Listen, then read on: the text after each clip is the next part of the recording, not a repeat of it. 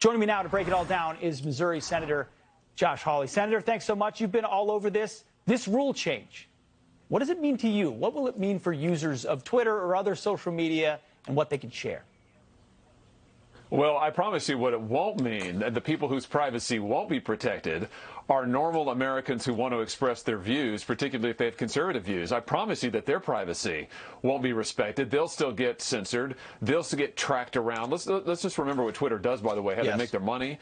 They track us around the web everywhere we go. They collect a dossier on us. They sell our information. They profit off of us. I promise you they're not going to stop doing any of that stuff. And at the end of the day, Pete, here's the deal. The last thing America needs is another big tech robber baron who doesn't care anything for free speech, and that's exactly what Twitter's giving us. But aren't they just saying out loud what we've known all along, whether it's, critical race theory in the classroom called diversity, equity, inclusion, and we talk about the groups that are marginalized and therefore need different protections than everybody else. So if a certain person points a camera at somebody, that's different than another certain person, and it all depends on your sexual orientation or your gender or your race. They're just saying exactly what we know they've been doing all along.